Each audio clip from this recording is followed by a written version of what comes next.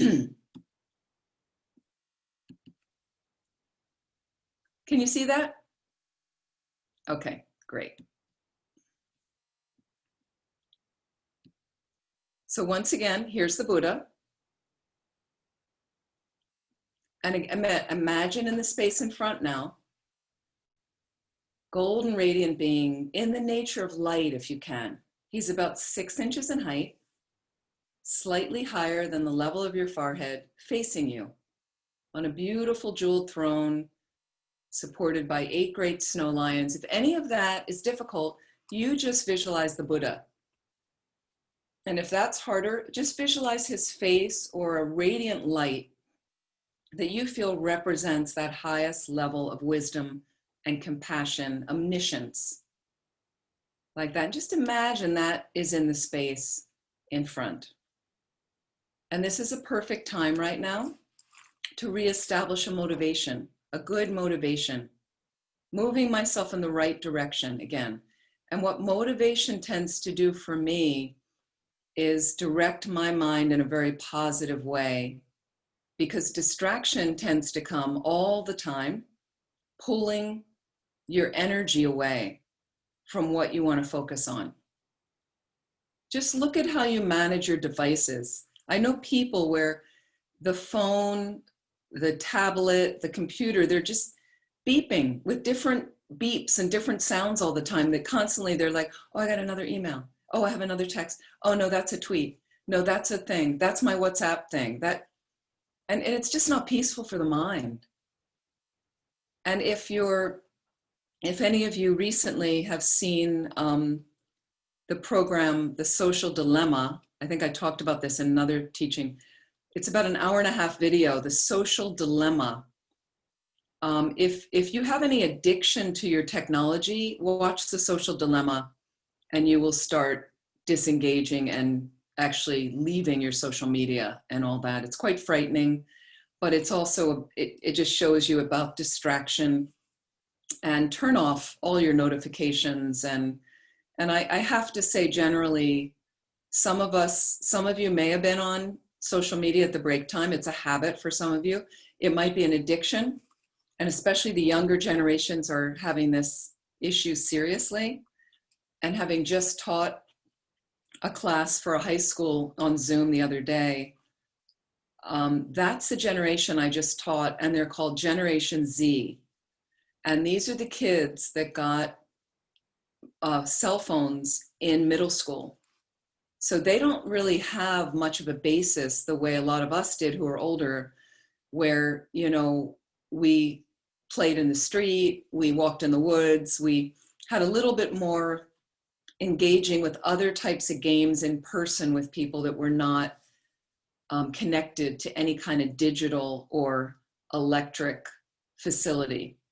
And it's really going to be hard for that generation, because the generation just about 10 years ahead of them is suffering from the worst anxiety and depression that we've had, at least in the United States. So, and a lot of it seems to be attributed to social media like that. So it wastes your time. It eats up your precious human rebirth. It really does, the more you spend on social media.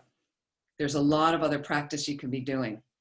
So now we have the Buddha in front, and let's take a moment if you'd like to close your eyes. And this is a perfect time to reorient yourself in a positive direction. So reestablish that motivation.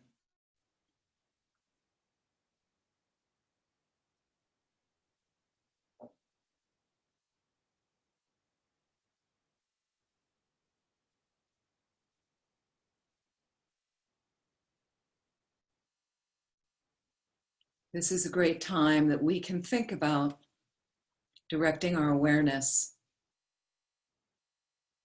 from getting to that enlightened space as quickly as we can, as we know so many are suffering.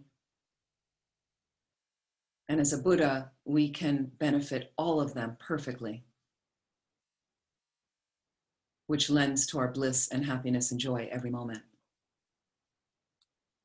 So from that space, we're going to continue the talks on Tantra and the Shakyamuni Buddha practice. So we've discussed already the 6 preparatory practices. And I'm just going to read a little bit of this visualization of Shakyamuni Buddha. If you want to close your eyes, feel free. And again, merely it says to remember the Buddha. If you can do the visualization and all, that's fine, or part of it. It's great benefit because we become closer to Buddhahood. We create merit. And these kind of visualizations protect ourselves from negative actions and obstacles. So visualizing the Buddha lessens our negativities and arouses desire to become like them. Your faith increases in the Dharma. The desire to seek supreme knowledge grows stronger. It can make your mind calm and peaceful, as Claire mentioned. It had some kind of effect on some of you, I'm sure, like that, and prevents the arisal of negative thoughts. So as much as you can have this visualization in the nature of clear light, not solid at all. And again, imagine, if you can, the Buddha's seated on a beautiful lotus flower on which are sun and moon discs. Again, renunciation. The moon disc, bodhicitta. The sun disc, emptiness. But they're like cushions of light.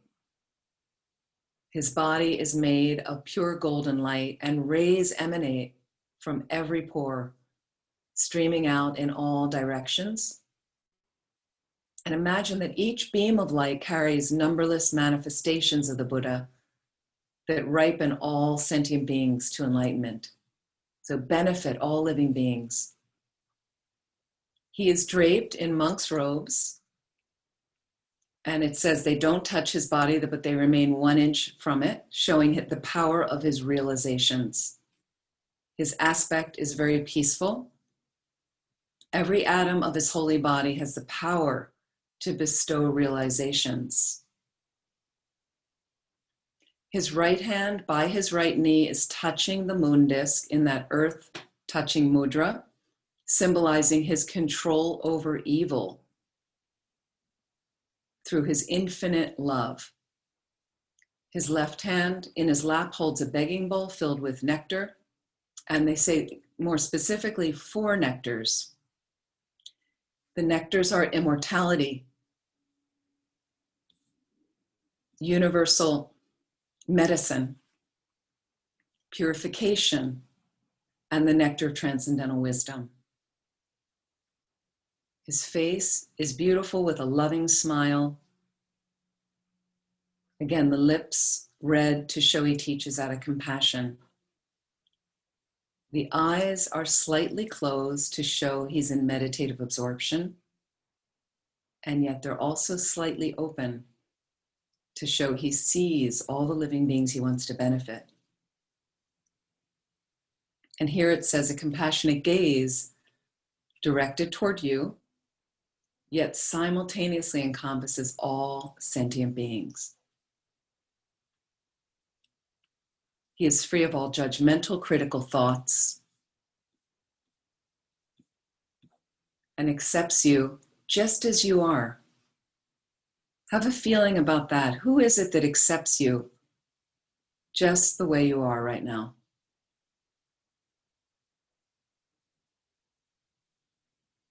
His eyes are long, narrow, and very peaceful. His lips are red, his earlobes long. The long earlobes are a sign of enlightenment. His hair is blue-black, and each hair individually curls to the right. Each feature of his holy body represents an aspect of his omniscient mind. He is a supreme refuge, embodying Guru, Buddha, Dharma, and Sangha. So all of them are one in Shakyamuni Buddha. And he looks at you with compassionate eyes and says, daughter or son of the lineage, if you want to be liberated from samsara, I will guide you. So just take a moment to think about this visualization, which I'll put the picture back up. And the eyes are interesting in many Buddha statues because you see he's looking and yet the gaze in a way goes right through you. And it's to you again, but also it could be to all living beings. And there's an amazing statue I got to see because of Kirti Senchab Rinpoche and Lama Zopa Rinpoche in Eastern Russia when I traveled with Kirti Senchab Rinpoche, called the Sandan Sho, the Sandalwood Buddha. It's supposed to be the earliest statue ever made of the Buddha, and there's a whole legend behind it that's another story. But when we actually saw it, I've never been quite so moved by a statue. The eyes, from a distance, it on one level it looks like the eyes are closed. On another level it looks like the eyes are open. And then when you really look, the eyes are kind of up, looking up in this blissful radiant. I'll try to bring a photo. I'll try to show you a photo in another session like that. So there is power in the statues. The higher your realizations, you'll start experiencing them differently, perhaps, like that. Okay. So going on with the practice, you're holding this visualization as best as you can. And here we get into some of the setup of the prayers.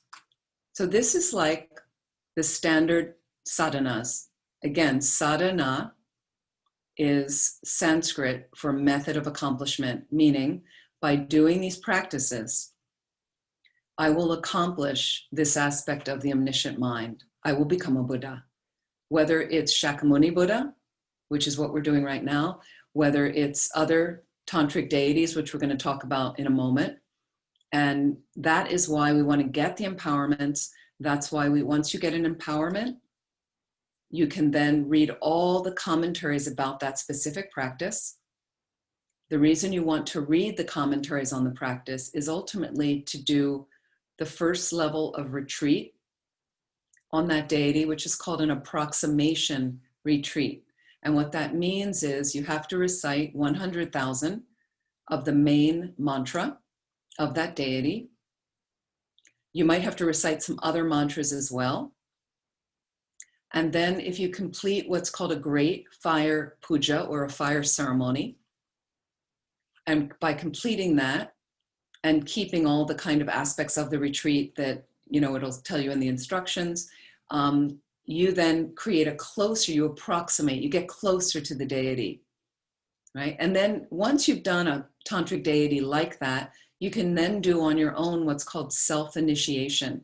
So in a more abbreviated way, each day, if you like, you can do an abbreviated initiation, empowering you to enter that deity's mandala, to, in a sense, become closer, become like that deity that is one with your guru, one with the Buddha, like that. And through that process, it's a huge space of purifying your mind, because in the self-initiation, you purify all your vows, like that. Longer self-initiations, for instance, when you have more time, you can do the whole rollout of the self-initiation, not the abbreviated one. So for instance, and it is possible, depending on our karma. So for years in the Santa Cruz area, there's 2 strong FPMT centers. This is California. Land of Medicine Buddha is near Santa Cruz, kind of close to the coast. And then in the mountains, about an hour inland, is Vajrapani Institute. And when I was there, I lived there for 9 years. We were very close. Those centers are very close, and you have close friends at each center. But I had a really close friend at the other center that ran the program at Land of Medicine Buddha. I was at Vajrapani. We both had this initiation, a certain deity practice, and due to a member of our community at Vajrapani passing away when I moved there to be the director, Rinpoche suggested we do a certain practice for him, Vajrayogini. It's a female tantric aspect, female deity. And Rinpoche said, that must have been his practice, and Rinpoche said for the community to do the self-initiation of Vajrayogini for 10 days after he died. So I was just moving to Vajrapani from San Francisco, and somebody was leading it, and it's complicated, and it's something that takes 3 to 4 hours to do. but somehow he had a lot of friends in the area and they got together, and every day, every evening after work, somebody set up and they did this practice for 10 days. So at the end of 10 days, or went on for a couple of weeks, the leader of it, he just said he wasn't going to do it anymore. He had done the 10 days and he had other obligations, and nobody wanted to lead it. So and he said to me, he says, you can lead it, and I knew the practice, but I didn't really, self-initiation, I didn't know, it's much more complicated. He said, all you have to do is read. Okay, so I did. So we kept it going, but then we started to do it twice a month on what's called Tsog days, Tsog. The 10th and 25th of the Tibetan calendar is a time when, if you have a tantric initiation, you have a commitment to do a certain practice, make some offerings on that day. And that's a perfect day, especially the 25th, for Vajrayogini self-initiation. So somehow between Land of Medicine Buddha and Vajrapani, me and my friend started hosting them once or twice a month on those days. And it was a big setup. It would take me 2 to 3 hours to set up and to take it down. But we started we had a group, and it ended up being like 20 to 30 people. And I didn't know what I was doing. I didn't know all the things, but we did it. And I wrote down all my questions. So eventually we asked Rinpoche, anytime Rinpoche was in California, could he join us for a self-initiation and that we could get questions answered. And we kept it going for like an 8 or 9 year period every month. And sometimes there were 3 of us doing it, right? Sometimes there were 30 of us, just depended on the day of the week and whatever. And Rinpoche came and answered most of our questions. And so a number of us, that's how you get skilled and you have the confidence. Anybody can do this. I'm not anybody special, to engage in these practices. And it builds your confidence in Dharma practice. But the neat thing was it kept this group going. And it gave this setup for people that just wanted to show up and do this practice because it purified all the vows. So some years later, I had moved away and was running Milarepa Center in Vermont. And I was really lonely and it's just so remote in Vermont. And it's such an unfriendly, New England is such an unfriendly part of the country. And it was really hard, being a nun there and having been in India for a few years, which is so friendly and of a culture. So I was talking to Holly, Rinpoche's attendant, one of his, attendants, assistants, and she's been a nun for many years, a good friend. And I just said, well, who's coming in California? Can I invite some of those lamas to Milarepa and all that? And she said, well, no, a lot of them have passed away. She goes, it's not like that in California now. She said, we don't really have that many teachers coming. There's some Western teachers. And I was kind of surprised because in the 90s, we had this kind of golden age. And so then she suddenly quickly said to me, she said, yeah, we had this time. She goes, because we were doing self-initiation and we were purifying all our vows and we created this pure realm. So when I thought about it, so you can create this in your own mind and in your own space. Absolutely possible. The other byproduct that happened is because we were doing this so often, we were, but I realize I don't know if you're looking at your screen, or because we were doing this every month, it created this space. And so other people that came into our communities and were newer students, they wanted to join the party. It was fun. It was a party on some level. It was kind of a divine party. And even though we were doing a ritual and reading and chanting, and it was hard work as well, but they wanted to be in the room. It was like, no, you have to have had this initiation and you have to have done the fire puja and done the retreat. And like there were specific things. So people knew that. And then they wanted to get the initiation. They wanted to do the retreat. And so we started hosting those retreats at the center so others could join, and the group kept growing and growing and growing. So that is possible for centers that energy to come to make that happen like that. So I really wish and pray for that to continue at our centers like that, because it kind of hasn't quite been happening like that at that level again, only like once in a while, something like that. So something to think about.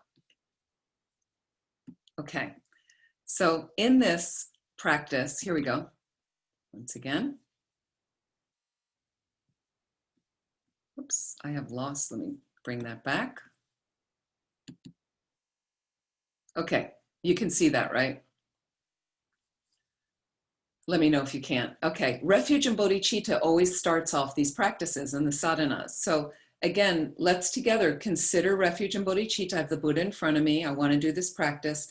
We want to orient our mind is that I am realizing the Buddha could present me with what Alex Berzin calls safe direction. Okay, and I would call it protection from more suffering. That's what refuge is about, protection from more suffering. Why do I want protection from more suffering? So I can move along this path and become a Buddha and benefit all living beings. That's the refuge and bodhicitta formula. Let's recite this 3 times. Feel free to join in if you like. I go for refuge until I'm enlightened to the Buddha, the Dharma, and the Supreme Community. From the merits I create by practicing giving and other perfections, may I become a Buddha for the benefit of all living beings. So there's the 3rd line of by practicing giving. That's the one we would do here instead of by listening to the Dharma. 2 more times. I go for refuge until I'm enlightened to the Buddha, the Dharma, and the Supreme Community. From the merits I create by practicing giving and other perfections, may I become a Buddha for the benefit of all living beings. I go for refuge until I'm enlightened to the Buddha, the Dharma, and the Supreme Community. From the merits I create by practicing giving and other perfections, may I become Buddha for the benefit of all living beings. Special bodhicitta. This is again really orienting our mind that we must achieve enlightenment quickly. In particular, I must achieve enlightenment quickly in order to free all the numberless, kind, mother sentient beings from the unimaginable oceans of samsaric suffering and their causes of suffering and lead them to peerless, full enlightenment. Therefore, I'm going to do this practice as Shakyamuni Buddha. Now here's the 7 limbs, and most of you are familiar with this, very profound prayer to at least do once a day. And as I mentioned, the Lama Chopa, 2 Guru Yogas, Lama Chopa and Lama Tsongkhapa Guru Yoga, which is a Guru Yoga dealing with Lama Tsongkhapa, okay? They are more elaborate 7-limb prayers, okay? But here it is again in this sadhana. It shows up because it's important. The 7 lines are about paying homage or respect, making offerings, confessing non-virtues, rejoicing in virtues, asking the Buddha to stay until samsara ends, asking them to teach or turn the wheel of Dharma, and dedicating the merits. Okay, so let's just read slowly, mixing these with our minds. Respectfully, I prostrate with my body, speech, and mind. I present clouds of every type of offering, actual and imagined. I confess all my negative actions accumulated since beginningless time and rejoice in the virtuous actions of all ordinary and noble beings. Please, Buddha, remain as our guide until samsara ends and turn the wheel of Dharma for all living beings. Through the merits created by myself and others, may the 2 bodhicittas ripen, and may I attain Buddhahood for the sake of all sentient beings. So a little bit more about the 7 limbs and how you can build some other practices in, especially some nundro or preliminary practices. The first limb is prostration, which is about paying homage or respect. And when you make prostrations, which is again one of our preliminary practices, you're humbling yourself by bowing down. So if anybody has issues with pride, that's one of the practices you ought to be doing, right? Prostrations, and we have a specific practice of the 35 confession Buddhas, we often do prostrations too, okay, is a very powerful way to do purification. And it's something I do in the morning. I like to do that one in the morning. It gets the blood flowing. It's good exercise as well as a byproduct. If your body cannot do prostrations, you can put your hands in prostration mudra and visualize your body. Huge and infinite numbers of you making prostrations. Okay, so you can build in if you want, and you get to this point, you want to make prostrations. You're at this point in the practice, Buddha in front of you. You can stop there and then insert the 35 Buddha practice right there and do 35 prostrations, 70, 100, 500, whatever your feeling that you want to work through. You finish that practice, do the specific prayers, and then you continue on with the 7 limbs. The next line is about offerings, okay? And this is about generosity, and this creates a flow of dharma in your life, okay? So again, when I did my water bowls at Laudo, offering like 100,000 water bowls, I didn't know much about the Dharma, honestly, at the time. I didn't know, there weren't prayer books and everything, but I had fortunately done a 3-month retreat just before this with a group with Lama Zopa Rinpoche in India to learn how to do retreat. It was the first retreat I ever did in India at all. And from that, I took all my notes, and then I went to Laudo by myself, and Rinpoche was saying to do the water bowls, which I didn't really know what I was doing, but you get instruction, and I wrote things down. And so what I would do is I had a yoga mat, I put it out on the ground, and I had the water bowls outside, set them all up. You know, it was quite rigorous at times, and there were issues with the water up there. And then I would visualize my merit field, which I was then doing this Lama Chopa practice in a big session long before I got to the water bowls, so earlier in the morning. And then I would sit down and read the 7-limb prayer. Respectfully, I prostrate my body, speech, and mind. I present clouds of every type of offering, actual and imagined. I'd stop at that line, and 15 to 20 minutes I would offer. So in my mind, visualizing my lamas, the Buddha, Lama Tsongkhapa, like that. You could have Lama Tsongkhapa if you're doing the Lama Tsongkhapa Guru Yoga that Shantideva Center does once a month. Some of you, it's a shorter Guru Yoga. It's a very nice practice for newer people to Buddhism. Brilliant practice. It's kind of the step between the Shakyamuni Buddha practice we're doing now and Lama Chopa. And at Lama Tsongkhapa's heart, you'd visualize Shakyamuni Buddha.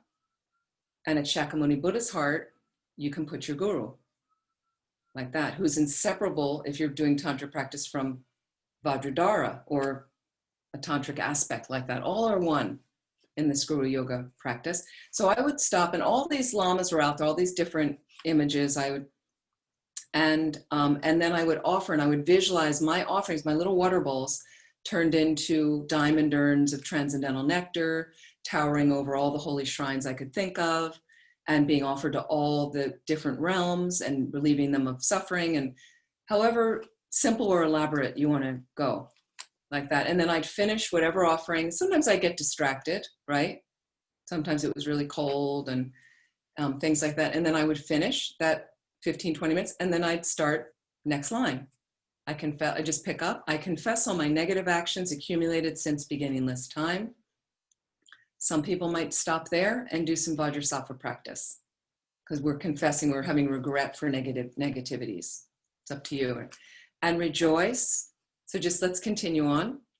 And rejoice in the virtuous actions of all ordinary and noble beings. That's right, we've already read this. So then again, you could take a moment and rejoice. Lama Zopa Rinpoche likes that, and rejoicing is said to be the easiest way to accumulate positive energy or merit. And then here's 2 requests coming up now. Remain as our guide until the end of samsara and teach us. Okay, we need to make requests for that to happen in our lives. It's really important about requests. We're going to get to some more specific requests later in this practice, but I just want to show you how to set this up for everyday life. Think about, please, think about your own teacher. Please guide me until the end of samsara. Don't leave me, because samsara is pretty bleak. We're going to go cycling around again and again, right? We went out. We went out of this. And the way to get out is we need teachings. We need them to teach us how to get out, okay? So there will be other Buddhas that manifest in other world systems, in other times that we may be born into. And some of them don't teach. So here somebody gets enlightened, but there's no karma, no positive conditions for them to tell you how they got there. Like that. So we want to ask, please turn the wheel of Dharma. That means teaching. And then you dedicate the merit. Really quick 7 lines that contain so much richness. Okay? 4 immeasurables. Beautiful prayers that basically are offering for countless living beings. We're sending this prayer out to the universe. Equanimity, immeasurable love, immeasurable compassion, and immeasurable joy. So let's read this together and really send this out to all these beings. How wonderful it would be if all sentient beings were to abide in equanimity, free of hatred and attachment. May they abide in equanimity. I myself will cause them to abide in equanimity. Please, Guru Buddha, grant me blessings to be able to do this. So it says Guru Buddha to remind us Shakyamuni Buddha in the space in front is inseparable from any particular teacher we have. Like that, just to remind our mind about Guru Yoga, which makes it more powerful for us. How wonderful, the next one, how wonderful it would be if all sentient beings had happiness and the cause of happiness. May they have happiness in its cause. I shall cause them, oh, sorry. Come back.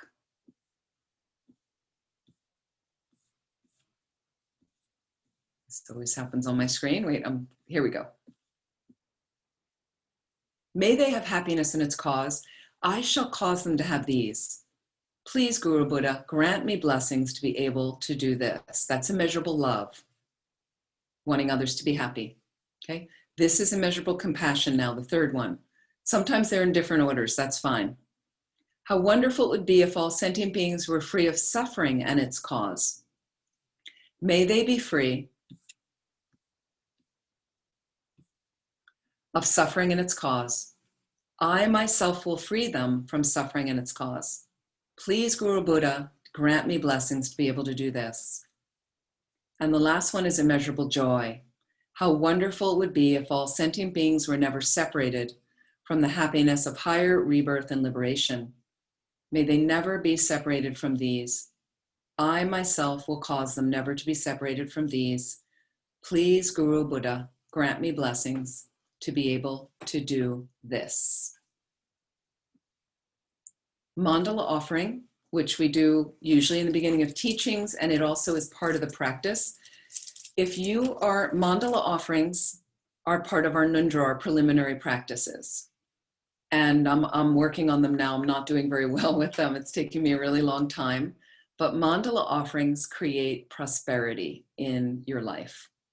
So water bowls and mandala offerings tend to bring wealth, prosperity, but the real point is it creates a flourishing of the Dharma. Okay? You're offering a universe. You're offering infinite universes. So in the Gelugpa tradition, which is always very much about mind expansion, if you're visualing a beautiful world, which it says here, you know, a mandala base with flowers and saffron water and Mount Meru, and, you know, the most incredible universe you can imagine, on every atom of that universe are infinite more universes, like that. And then the second part is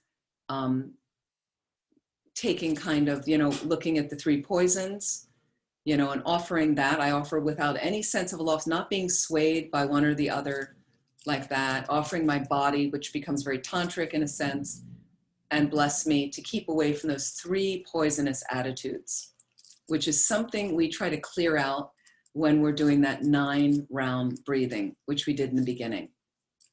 Those, you know, we're clearing first anger and hatred, then we're clearing attachment, desire, and ignorance and confusion. Those are the three poisons, like that. So let's read this mandala. Some people put their hands together if they have a mala, a rosary, so the hands are never empty. You can put a ring in your hands or your eyeglasses or a watch, like that, or just cup your hands together. You can ultimately learn how to, this represents a little configuration of the universe with Mount Meru in the center, the 4 continents.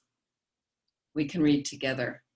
By the virtue of offering to you assembly of Buddhas visualized before me, this mandala built on a base, resplendent with flowers, saffron water and incense, adorned with Mount Meru and the 4 continents, as well as the sun and the moon, may all sentient beings share in its good effects.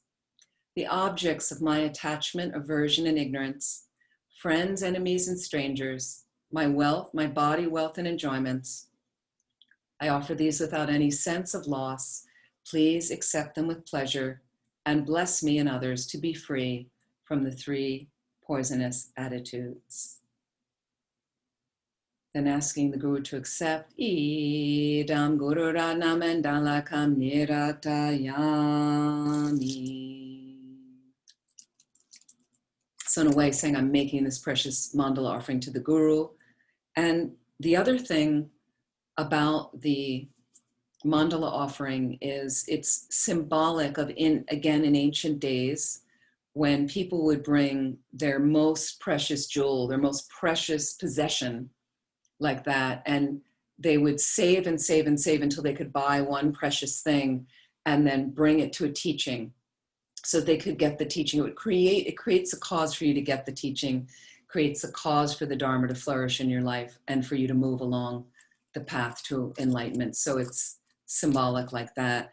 And what's happened is we've gotten so far away from that anymore. And for many years when I was running Vajrapani, and I was amazed how many people turned up and expected the teachings. Like they kept saying, the teachings are free in India. And they said, I don't have any money. I just came back from India. And, I don't know how they got to India without money, but somehow, they didn't go to United Airlines and say, I don't have any money. Can I have a ticket? Can I get a train run? But they would always come to the Dharma Center and never want to make an offering. Now, we offer the Dharma for free. We're not going to charge you, but there is suggested donations because it costs Shantideva Center money to hold that space in Brooklyn. There's many expenses that they have to make these teachings possible for you. So we have to understand that. So we're often using it to recoup that, not for the Dharma. But so we have to realize, but in ancient days, people understood and they never show up without an offering. And so it's really due to people's ignorance when they would say the teachings were free in India. Because I never went to a teaching where I didn't make an offering, where I didn't think to offer to the center or whomever was sponsoring or hosting. Like, where do we get that idea? That, it just seems like you'd want to support. And in Tibet, they had benefactors, sponsors, and people that supported the monasteries and nunneries.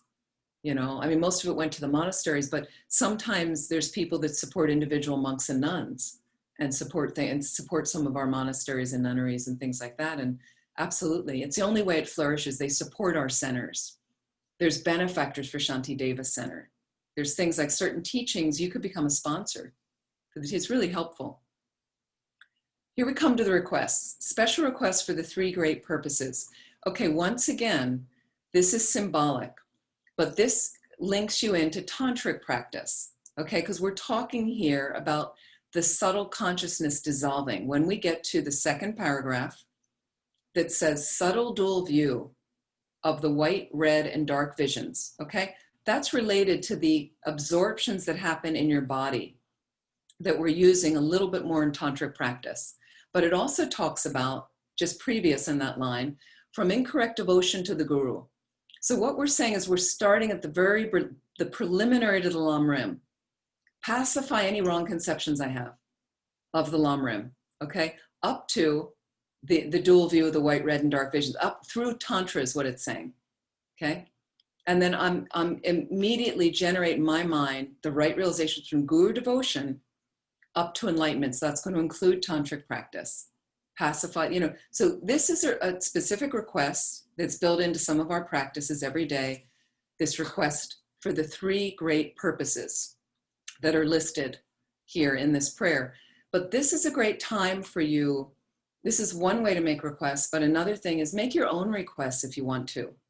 I have a little list every day of special requests I make, and it could be requests like, and Shantideva does a wonderful job with this when we do pujas, and their request list of, can the Light of the Path retreat happen next year? And I'm even specific. May it happen for 1 month in 2021. May I be able to attain the entire retreat without interruption. Okay? Be that specific. If there's something you want to do, if you want to have a realization unfold in your mind, ask Shakyamuni Buddha for it, who's inseparable from your Guru. Ask for it. That we forget about the requests. Okay, and then some people have funny requests that they don't realize. And I'll give you an example. I've mentioned this before, but Geshe Gelek is with our North Carolina Center. And he's wonderful. He's a dear friend and he's lovely. So he came to Milarepa Center we invited him up and he came and he taught, and it was brilliant and really sweet. And he had been in the States then about 11 years, I think. So I was talking with him and said, Geshe-la, it must have been really a challenge when you first arrived. Like, it's a very radically different culture, the United States, from being in the monasteries, the Tibetan monasteries in South India. So Geshe-la, I'll just put this on here. So Geshe-la looked at me and he said, oh yes, it was very difficult for him in the beginning. He said, oh yes, his eyes got really big. And then he said to me, yes, a student came to his teachings in the beginning, and she came up to him and said, Geshe-la, can you give me a mantra that I can say so I can come back as a cat? Okay. Now, in Tibetan tradition, you don't want to be an animal. You don't want to come back in an animal realm. It's seen as a lower realm of existence. But we have pets. We have cats and dogs. And our pets, domestic pets, and the way we live are kind of at the very top of the pyramid of the animal realm. They're really good life, easy life, but most animals don't live like that. They're at the bottom, insect realm, all the animals in the oceans like that. And if you really check up on the animal realm, it's terrifying, even as your pet. And you've seen your pets when there's lightning and thunder. You've seen them when they want to eat and it's not time for them to eat, when they want to go outside, when they get scared because something falls in the house and they don't understand. And some of the lamas have said, if you're in the mind of that animal for 1 second, you completely freak out like that. So we see them sleeping all day when we have to go to work, and one thing, they don't have much control over their lives, and they're often dominated by ignorance and laziness and things like that. Even though I know they're your beloved pet and they're wonderful. I get it. I've had pets. Okay. So Geshe-la looked at me and he said, this woman said, can you give me a mantra to come back as a cat? And then Geshe-la leans into me, his eyes really big, and he says, can you imagine? Just, so again, be careful for what you request. Be careful for what you wish for, seriously, okay? So this is one formal way of making requests, which we're gonna do. And then just take a moment and Shakyamuni Buddha in the space in front. You ask from your heart, and don't just ask about, I want a car. And I mean, unless you need a car for your life that's gonna help you practice Dharma, to get enlightened, to benefit all living beings. You don't wanna ask for something mundane. I don't ask, honestly, for my baseball team to win. I don't ask the Buddhas for that. That's my own personal business, okay? It's too mundane. You want to ask for something that's going to get you enlightened as quickly as possible. And again, it could be retreat in North Carolina. I've asked about obstacles every day to be cleared for the Laudo pilgrimage to happen, because Rinpoche's wanted me to do that. So I know there's benefit, and the last one was tremendous. So there's, so kind of Dharma activities like that, your own practice to unfold, for you to have more discipline in your practice, to be able to spend more time practicing Dharma. So do be careful for what you wish for. Let's see, let me get this shared again. 3 great purposes, here we go. So feel free if you want to join in. Okay. I prostrate and go for refuge to the Guru and 3 precious gems. Please bless my mind. I'm requesting you to immediately pacify all the wrong conceptions, from incorrect devotion to the Guru up to the subtle dual view of the white, red, and dark visions that exist in my mind, should be my mind instead of by, and in the minds of all mother sentient beings. I'm requesting you to immediately generate all the right realizations, from Guru devotion up to enlightenment, in my mind and in the minds of all mother sentient beings. I'm requesting you to pacify all outer and inner obstacles to actualizing the entire graduated path to enlightenment in my mind and in the minds of all mother sentient beings. Any particular other requests you want to make, feel free.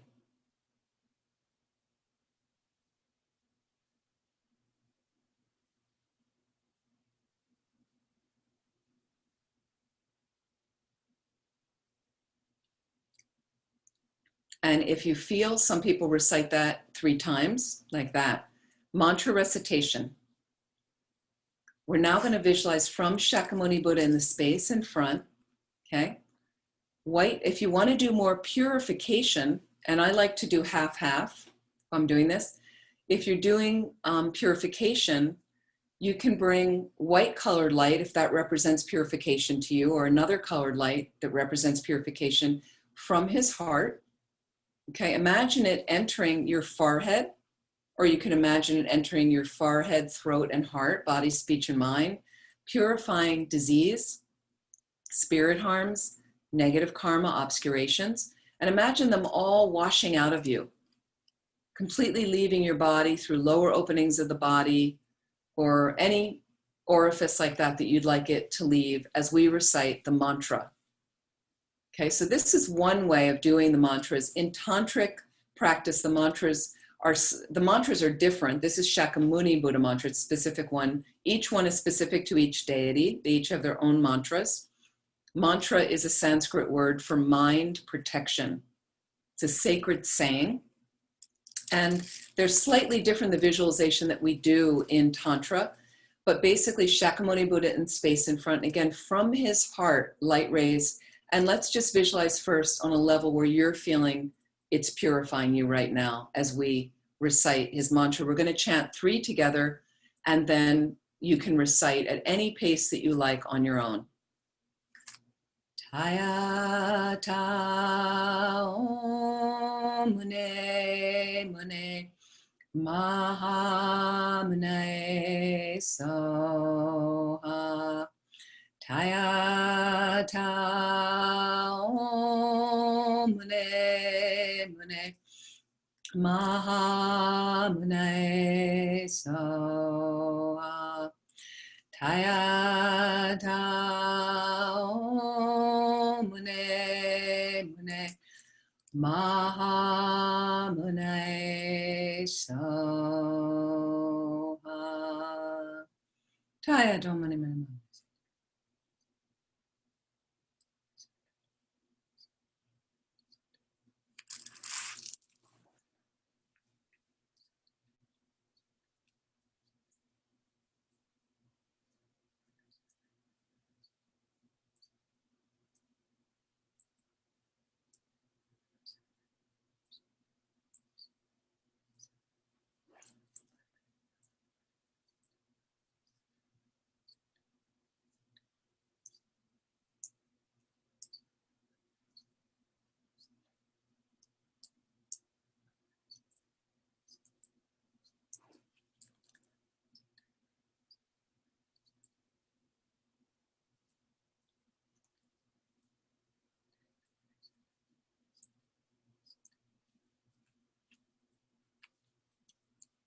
Taya ta muni muni maha mune soha.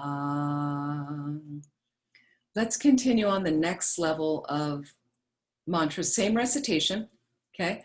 Now I'd like you to visualize golden light rays coming from the heart of the Buddha, okay? Again, entering forehead, throat, and heart, or just entering your forehead, blessing your body, speech, and mind, filling you, here it says, with great happiness, dispelling all wrong and pure conceptions, and you receive the infinite knowledge of the Buddha's holy body, speech, and mind. So I like to think that we're being granted now, with the golden light rays coming into us, all the blessings and realizations of the Buddha's omniscient mind. Taya Domani Manamamana So, Taya Domani Manamana.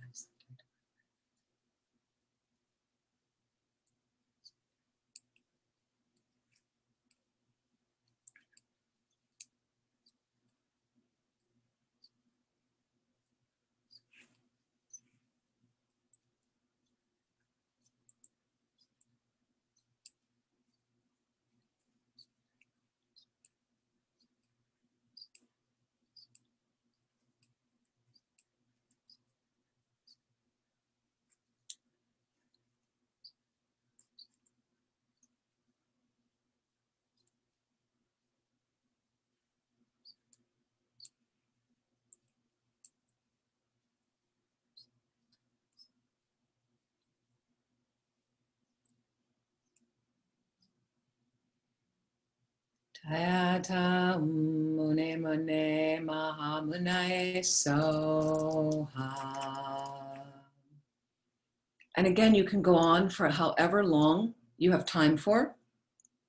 And often the longer you do, you can get very concentrated like that. And then looking across at the Buddha, just feel he's very, very happy with our practice. And feel that you've definitely purified something, definitely increased some understanding. And visualize the Buddha in the space in front. You can either dissolve that Buddha from the edges into the center, along with the throne, the lotus, the sun and moon cushions, and all the snow lions, or you can dissolve a replica of that Buddha and leave the Buddha out there for the rest of your day, dissolving him later when you go to bed. So again, if you offer a food or drink to him, some merit for you, like that. And visualize that he melts into a drop of light, a radiant golden drop of light that comes to your crown, melting into you. And just feel your body, speech, and mind become one with Guru Shakyamuni Buddha's holy body, holy speech, and holy mind. And any understanding you have of emptiness right now, please consider that. If you notice a strong sense of yourself arising, the I,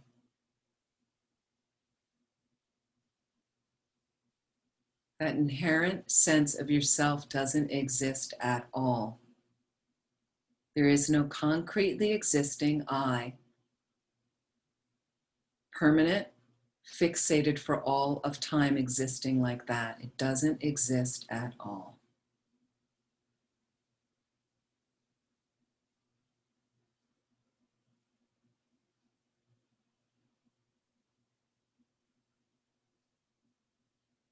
Then you can concentrate on that for as long as possible.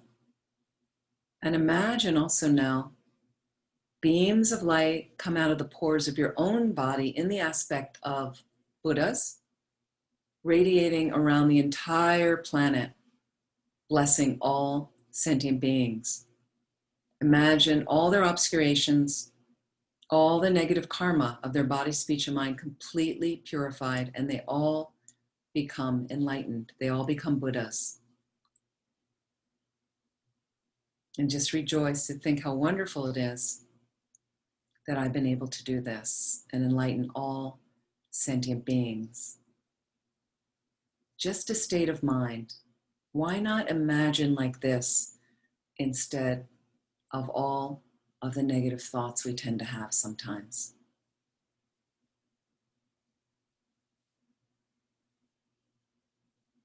And then you can do any dedication practices. So we're going to do some dedication practices at the end, but let's just read this first verse here of the dedications. Due to all my own merits of the 3 times and the merits of all the Buddhas, Bodhisattvas, and sentient beings, may the altruistic wish to achieve enlightenment be generated in my mind and in the mind of all sentient beings without delay for even 1 second, and may that which has been generated be increased.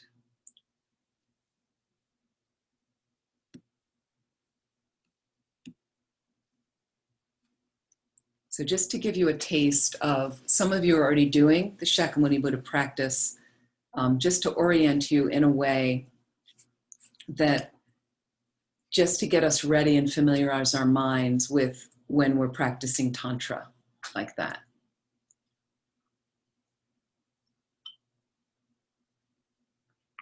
Okay. It's a question from David. What if we turn it around and wish to know the Buddha's will for us? Can you elaborate? I'm not sure what you mean by that, David. Yeah, hi. So you were saying be careful with what we wish for, and don't ask for a car. And then even if I'm thinking maybe, oh, can you help me pay attention without distraction?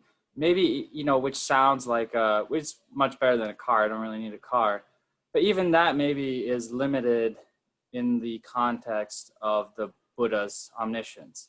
So maybe there's probably, you know, another 1,000 things that are probably more beneficial to ask for. And if I turn that around and say, well, Buddha, what do you think I should wish for? What, you know, what is your will for me? What would you have me do for the benefit? Is that a practice at all?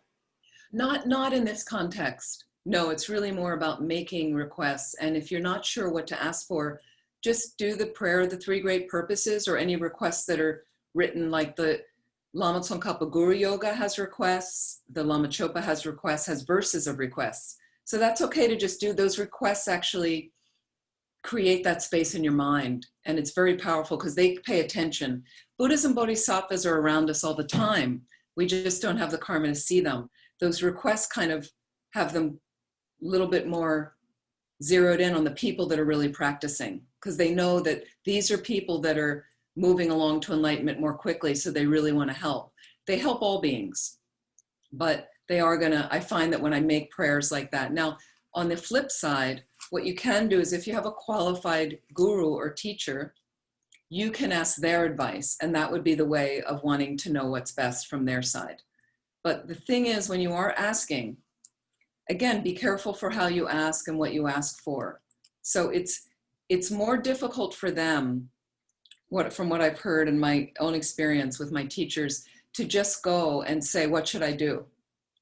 Okay, they'd like to know also what you're thinking to do. So it could be me saying to Lama Zopa Rinpoche, well, I'm thinking, should I go study in Italy and do the master's program?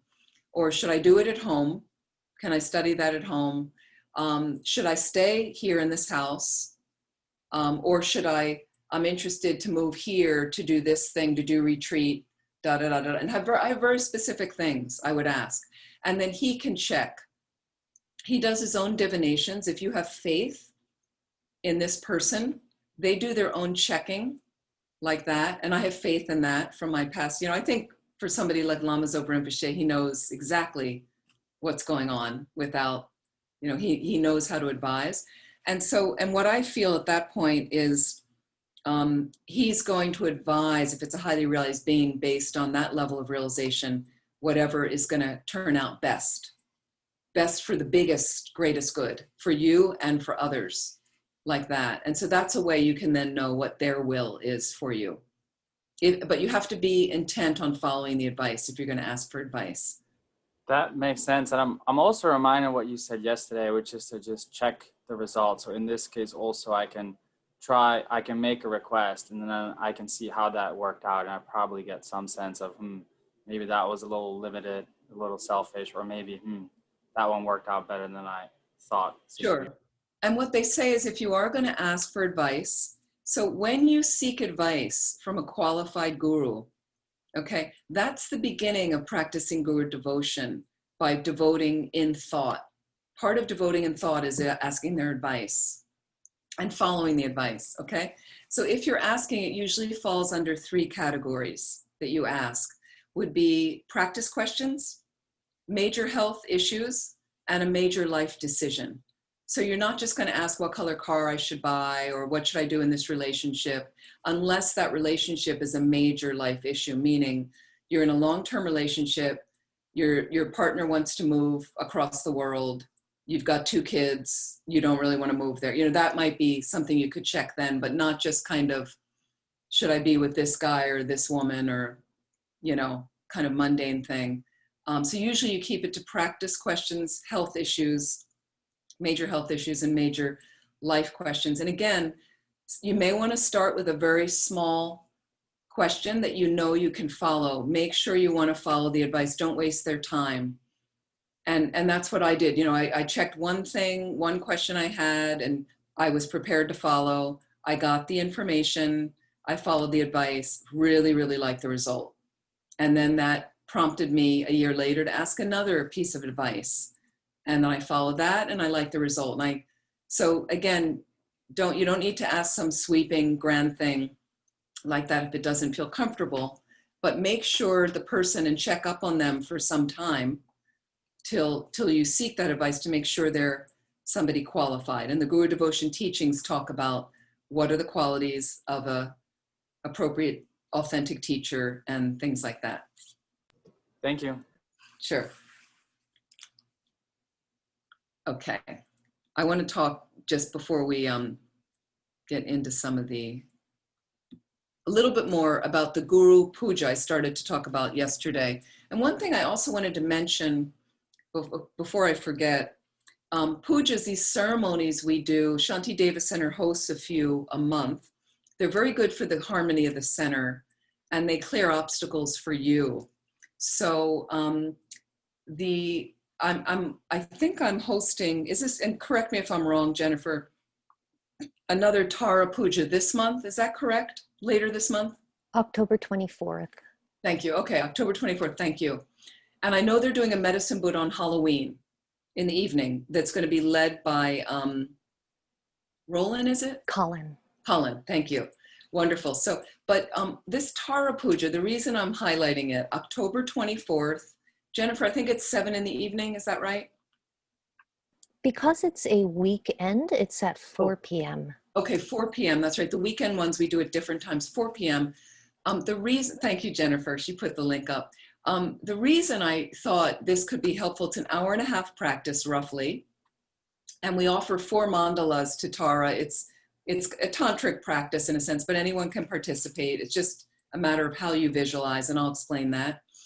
And but this Tara is the clear of obstacles. So this is the last Tara Puja I think we're doing before the election. So if you have any interest to kind of clear some obstacles, if you're worried, you know, just to minimize any stress for people, I particularly like to clear any obstacles for there being any violence or any people impeded from voting that day, and for the system to just go very smoothly and to have a positive outcome for the planet and things like that. If you're interested, join us on October 24th. I'm going to be leading that at 4 in the afternoon. Thank you so much. One other question from Chris. Red, white, and dark visions, anger, attachment, and ignorance. Chris, they're actually related to the subtle delusions that the more conscious gross mind dissolving. And these are visions that also come up at the death time. So basically, when I lead death courses, we'll sometimes do the dissolutions that happen in the body. For instance, the grosser delusions as you're actually actively dying, and you've seen this with dying people, some people, the first thing that starts absorbing is the earth element. And if you know our body, we've got the earth element that tends to be, that's our body. You know, this is the form, okay? And then you've got a water element, and that's all the fluids in your body, your blood, other fluids. Okay, and then there's a fire element in the body, and that helps us with digestion, and it keeps the body warm, keeps it regulated. And then there's an air quality to our body, that's our respiration. So those are kind of the gross aspects of our body, right, that you can understand. But then we have subtle aspects as the mind is dissolving that's keeping the structure functioning. And basically the most subtle mind in its clear light nature, that's its most subtle experience, mounted on the most subtle wind. So they're 2 distinct entities. One is physical and one is not. The wind is physical, and that creates the basis of our body. The mind is not physical, but in its clear light experience, it has a unique way of attaching, of mounting like a rider on a horse, this most subtle wind. So as our physical body is dying, the subtle winds start dissolving as the gross levels. And so if you want to say the earth element is dissolving in someone, some of you have been with actively dying people where they can no longer walk or even lift their head in bed. That's because the earth element's absorbing. It's a natural process. And then when the next step is the water element dissolves and the body starts drying up. The fluids start drying up. Some of this can precede the last breath. Some of it can come after that, according to the Tibetan system. Then the fire element dissolves, and there's internal visions that appear to our consciousness. Internal visions that appear during these gross dissolutions. So, dissolving, we get a mirage-like image. This is an internal image, not separate from our mind, it's merged with our mind. Their whole experience is mirage. When the water element starts dissolving, you get a smoke-filled room image. That's your whole experience. When the fire starts dissolving, you get sparks of light like fireflies in the night sky. And that's your whole experience. And then the last of the gross disillusions, the air element dissolves. And normally this is when the last exhalation takes place and respiration ceases, and you get an image of a glow around a candle that's about to go out, flickering glow of a candle. Okay. And now what's left is the body is kind of done. So now we're left with more subtle absorptions, and you get these more subtle disillusions of the subtle consciousness. So first you have a white appearance. That's the first one, not the red, but it would be the white appearance that is like a harvest moon over an open field. This is not clear light, but it's like a milky opalescent moon. And that's your whole experience, like that. And then that will be, and this is all tantric level. I can't speak about the secrecy, but this is why the visions are what they are. And then you have what's called a red increase. And this is like a magenta orange sunset across a sky that with the setting sun. So, and that's your whole experience as different internal mechanisms are happening in the subtle energy system, like that. The last is what's called the black near attainment, the dark vision. Black near attainment means you've nearly attained the clear light. You've nearly attained the clear light. It's like a dead faint, a dead faint. People that don't have much control over their minds, but they're absorbed in these visions, sometimes may pass out during the black near attainment, like that. And that means you're nearly at the clear light. And all along in a corner of your mind, doing these meditations, which you do daily in various tantric practices. These visions come up in all the practices to dissolve the subtle consciousness, okay? I'm going to talk about that more in the future parts, is as much as I can speak about them. And so what happens is you're reminding yourself with the corner of your mind, I'm not going to miss the clear light. I am not going to miss the clear light. These visions are a little reminder for me the clear light is coming. The reason we don't want to miss the clear light, the reason these visualizations come up in all of our tantric practices, His Holiness the Dalai Lama, I think, says he does them 6 or 8 times a day. Because for me, they come up in several of my tantric sadhanas. And again, it's a reminder for my mind to soak my mind and familiarize my mind with those visions that are definitely going to happen at the death time, so that I can recognize the clear light. And the reason is it's your mind in its most subtle experience. If I can recognize that and meditate on emptiness at that time, that's a time you can actualize higher states of realization. So great meditators look forward to the death time. They don't create their death. They're not, practicing suicide or things like that, but they know they will die and they want to be ready at the death time. So we want to use that time to meditate on emptiness with that most subtle consciousness, because normally we're obscured with a grosser consciousness, with a subtle consciousness and a grosser consciousness, and we're too obscured with other distractions and other experiences. But when the body is done and the respiration's done, there's sometimes this internal activity. And if you can recognize the clear light, you can do incredibly significant meditations during that time. So that's the whole purpose of doing these tantric sadhanas. That's why it's quicker as well, because you're using a subtle consciousness, a most subtle consciousness.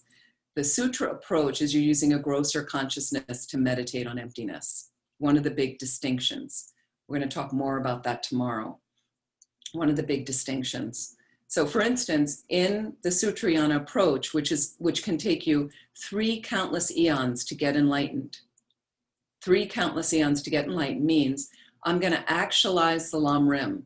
I'm going to become so familiar with the steps on the path to enlightenment, with all of the topics from Guru devotion, precious human rebirth, death and impermanence, lower realms of existence, refuge, karma, suffering, bodhicitta, emptiness, shine, to understand all of that, and also to use shine to put my mind in the right space to be able to do effective analytical meditations on the Lam Rim, to actualize uncontrived realizations of the Lam Rim. That's great.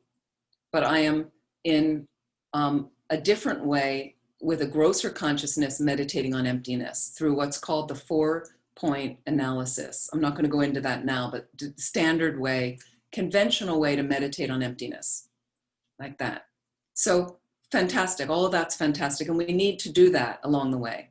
We need to do that when we're practicing Tantra as well. It doesn't stop necessarily, okay? But that's going to take you a longer time. Tantra, by using this more subtle consciousness, speeds everything up. We'll talk more about that tomorrow. So I hope that clarifies for Chris.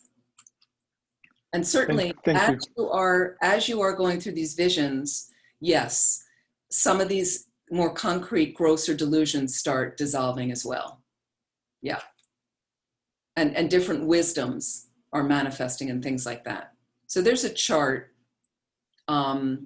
about the different Buddha families and the different wisdoms they're corresponding and what delusion they overthrow and things like that. And you can study some of those. I'll see if I can find my chart for tomorrow.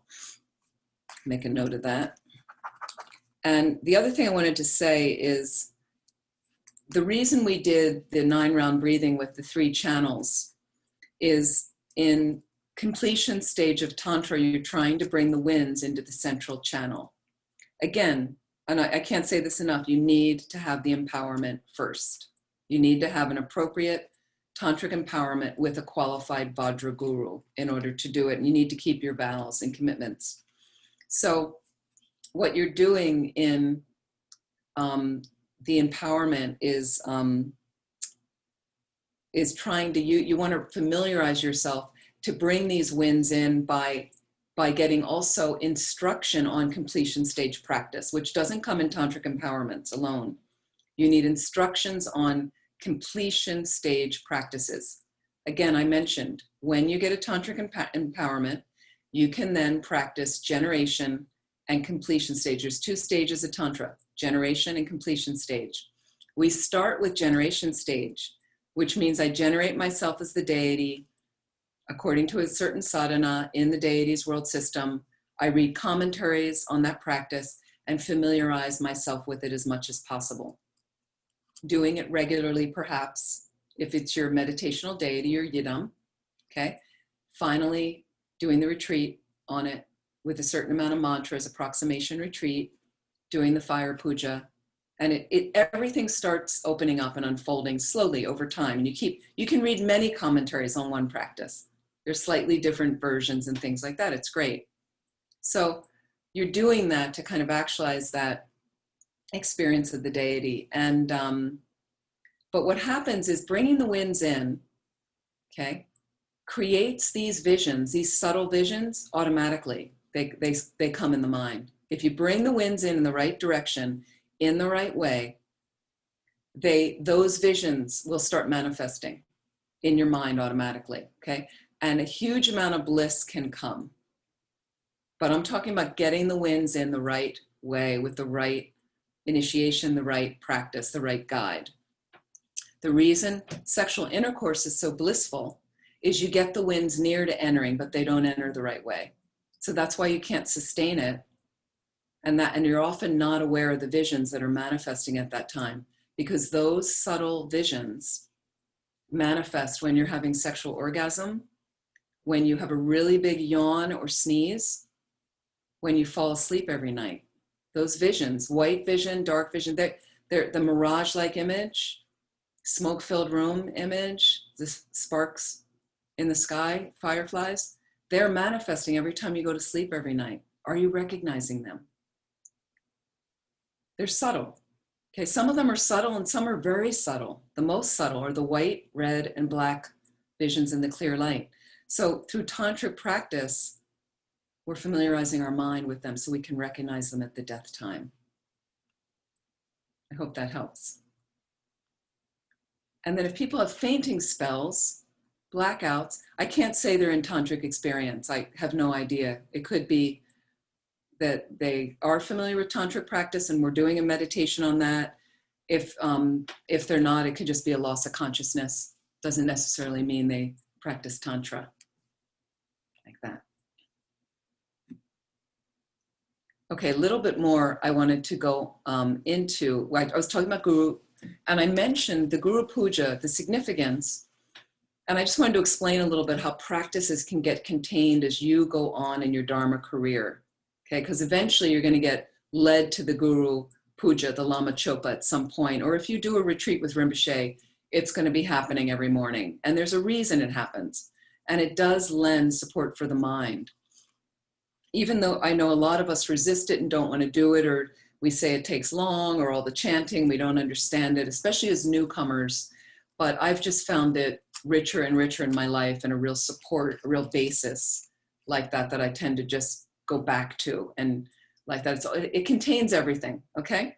And I mentioned the reason it's so significant is its author, the Panchen, Losang Choki Gyaltsen, this Panchen Lama, okay? And he went around again, checking from all these different guru yogas and basically taking this whole synthesis from all of the Tibetan traditions, Nyingma, Kagyu, Sakya, Gelugpa, and then integrating the best of all these practices into this extensive guru yoga practice. So if you want something complete and you want the whole bag, this is it. And then you can build everything into that once you get tantric initiations like that. Right now, if you're doing other practices, continue to build on those. Don't worry.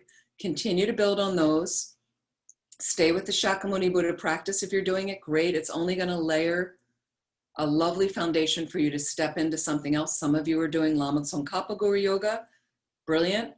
Again, it's going to, I mean, I happen to do that one every day as well. So again, it's just layers of things to familiarize your mind like that, continuing. And then in some ways, thinking of this synthesis of all these extensive practices he put into this practice, think about how fortunate that we've met with this practice. Okay, it's not just some ordinary blah, blah comic book type of thing. Okay, but if I need to spend an hour of my day or an hour and a half of my day, you can do it more quickly and you can roll it out. I can roll it out for 6 hours of the day if I really have the time to do it, or if I need to, I can jam it into an hour, hour and a half, Lama Chopa, okay? I don't like to jam it in, but I can still get the essence of it because I do it so often, I'm so familiar with it like that, and it has an effect on my mind on a gross level, I feel, but also on a subtle level. Just like Claire was just saying how somehow in the break, you know, Shakyamuni Buddha thinking about, and she was able to just feel supported and buoyant, great, to get some things done. So again, and from Lama Zopa Rinpoche, he would really say, this is the most important practice in your life. This is the root of the path to enlightenment, meaning Guru Yoga. Guru Yoga. So if you can ultimately get to the Guru Puja at some point, great. And then if you get Tantric empowerment, you can get a commentary on that and really understand it. Then it starts really unfolding and becoming quite magical. Okay.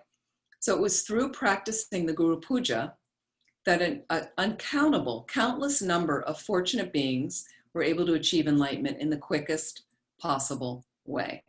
Okay. So now there are strict lamas that are like, no, you can't do it if you haven't had tantric practice.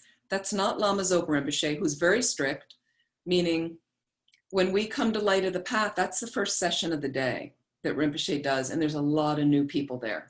There's a lot of new Buddhists that really haven't even engaged in any practice. They just show up and they're, you know, and they're a little overwhelmed. And a lot of them end up, that's the first session of the day. It usually starts around 5 a.m. And that's a session a lot of people, that those people skip. And I think it's unfortunate. And what happens is if there isn't good discipline kept in the retreat sessions, this is for you even if you're in your own retreat, but if there isn't good discipline kept, then Rinpoche stops showing up to teach at certain sessions. People just want to show up at the session, Rinpoche's there. And people will say, is Rinpoche, you know, they'll talk to the attendants, is Rinpoche coming to the next session? Is Rinpoche teaching today? and they just want to go to those sessions. I found the best retreats I've attended, everybody's going to all the sessions and you feel the energy carrying you along. It's really, really nice. People are having a nice experience. So I just wanted to mention that for the future for you. So one other thing I wanted to just add about this, and then this is another thing, part of, from a teaching Rinpoche had given on Guru Puja or the Lama Chopa, is that came out of this teaching is renouncing, here's back to the word emerging, renunciation, the self-cherishing thought every day is the quickest way to achieve Lam Rim realizations. So again, when we leave our session today, a little homework for you tonight, if you're coming back tomorrow, a little homework, even if you're not, I hope you can come back. So we're gonna get into a little juicier stuff tomorrow, is renouncing the self-cherishing thought every day is the quickest way to achieve Lam Rim realizations. So when we finish, for some of you, you'll have your evening, you'll have the rest of the afternoon and the evening. Work on your self-cherishing thought as much as possible. Watch how much your activities are motivated by the self-cherishing thought. Can you offer things to your family, your housemates for the rest of the day? Or if you go out to the store, or you're going to go see somebody, you're going to take a walk. If you're going to take a walk, how can you offer? How can you offer to other beings? I do a little blessing of my feet in case I step on any insects. Sometimes you don't see insects and you're stepping on them when you're going for a walk. So a little blessing of feet for those beings to quickly get enlightened, to benefit all living beings, right? And that I'll be pleasant. If there's anybody in any question when I go out for a walk, I'll have my mask handy. Because normally when we walk in our neighborhood, people don't wear masks because there's nobody around you like that. But in case I get too close to somebody, and another thing I can do is, and a number of my neighbors do this, there's sidewalks, but occasionally here comes somebody with a stroller and their dog down the sidewalk. I offer to them and I step out into the street and let them go by with enough space between us. And I've seen people doing that where they step away. That's a nice offering I can do, not thinking of myself, thinking of the other person, like that. So there's many nice things you can think about, and just think about when the self-cherishing comes up.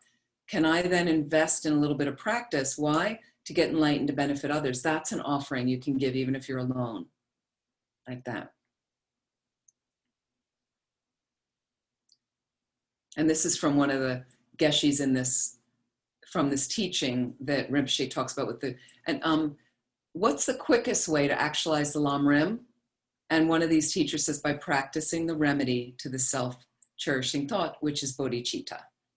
Renouncing the self-cherishing thought every day is the quickest way, again, to actualize Lam Rim. And then this Geshe also in these teachings mentioned that purification is one of the most important things we can do, like that. Okay, so in Tantra, why do we practice Tantra? What makes Tantra so fast? The beginning of the Guru Puja, we generate a second bodhicitta. Okay, and there's a verse, it's verse 5 that says, for the sake of all mother sentient beings, I shall quickly in this very life, actualize the state of the primordial Buddha, Guru, deity. Again, there's our Trinity in Tibetan Buddhism. There's our Trinity, Buddha, Guru, deity. Okay, all of that is one, what you want to do in Guru Yoga. Inseparable from the own innate inner voice of myself, fully manifest. When it fully manifests a Buddha, it's one with that, okay? But thinking, so the meaning of this first quickly in this very life, the meaning of the first quickly is the tantric practitioners quicker than the Mahayana, Paramitayana path. I just mentioned, that's the sutra or Sutrayana path I mentioned, where you, with the gross layers of the mind, I meditate analytically on all those Lam Rim topics. The first thing I'm going to get, the first level of realization is called contrived, a contrived realization of the Lam Rim. What does that mean? I'm forcing it. So meaning when I quickly go back into the analytical meditation, it comes up, but I have to keep doing those analytical meditations. Then I move into an uncontrived realization where it more quickly manifests. All I have to do is think precious human rebirth, and I have it implanted in my mind, okay? Sutrayana approach, again, as they say here, the Mahayana Paramitayana path, okay? So the second quickly means that highest Tantra is quicker than lower Tantra. Highest Tantra is quicker than lower Tantra. Okay, so, and I want to talk about the 4 levels of Tantra that are the basis for tantric practice. Tantric practice is quicker than the sutra path. It's possible to achieve enlightenment, again, on the Sutrayana path, but again, it can take 3 countless great eons to complete the 2 types of merit, the merit of wisdom and the merit of virtue. I'm going to talk more about those, but the merit of wisdom causes what's called Dharmakaya, the truth body of the Buddha, and the merit of virtue causes Arupakaya, the form body of the Buddha. You need both of those to get enlightened. Again, the merit of wisdom that we're trying to accumulate is a cause of Dharmakaya, the truth body of the Buddha, okay? In a sense, we call that absolute guru, absolute guru. That's really what guru means. We have guru, Sanskrit word, means virtuous friend or teacher, like that, one who is heavy with realizations. Okay, that's the literal meaning, but on another level, guru is really the absolute guru, this Dharmakaya, truth body of the Buddha, in a sense like the emptiness of the omniscient mind, okay? But then I need virtue as well, and that causes the body of the Buddha. Rupa Kaya. Kaya is body, Rupa is form body of the Buddha. The reason it takes such a long time on the Sutrayana approach to complete the causes for these 2 Kayas is because the Mahayana Paramitayana path or Sutrayana approach doesn't have the great skill needed to achieve enlightenment in one lifetime because you're using the grosser consciousness to meditate on emptiness. Tantra has greater skill because it has 4 completely purified results. Okay, so sometimes they call the Sutrayana approach the causal vehicle. It's causing you to get enlightened. It's causing you to get enlightened. Tantra is sometimes called the resultant vehicle. We're already actualizing the result now. I'm visualizing myself as a Buddha in a Buddha paradise through the tantric sadhana once I've gotten proper empowerment or initiation with the proper authentic Vajra guru, like that. So again, I'm already taking the result and imagining that. A little bit we imagined Shakyamuni Buddha. Like that. Tomorrow morning, we're going to continue with John Landau's meditation of where we started with the spaciousness like that of our mind. And we're going to go on about visualizing, all the beings around us in this holy, pure form and things like that. And so we're going to take that. Now, the thing is, if somebody's mentally imbalanced, I wouldn't recommend they practice Tantra. And I would recommend they enter the Dharma very skillfully with great support around them. And the reason is our centers, as some of you know, spiritual centers attract a lot of mentally unbalanced people. It's just kind of the way it is. People have been rejected by a lot of other society. I know a lot of Buddhist centers and other spiritual places like that, churches, synagogues and things tend to be the last to want to turn people away because this is part of our faith-based practices. So as a result, a lot of these people that have been cast out by society, whom are a lot of the mentally ill. I think today is Mental Health Day, isn't it? Or something, some national day. They keep creating these special days. And